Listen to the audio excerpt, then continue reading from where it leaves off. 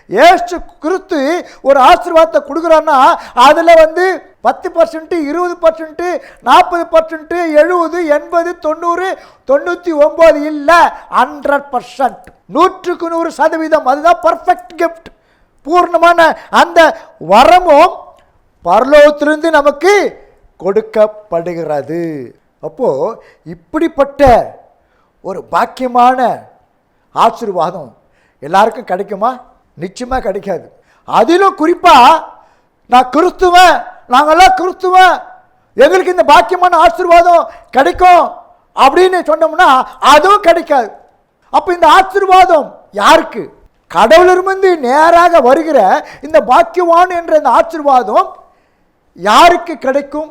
வெளிப்படுத்தல் விசேஷம் 16 அதிகாரம் 15 வசனத்தை, அவர் வரும்போது தன்னுடைய மானம் காணப்படத்தக்கதாக நிர்வாணமாய் நடவாதபடிக்கு விழித்து கொண்டு தன் வஸ்திரங்களை காத்து கொள்ளுகிறவன் பாக்கியவான்.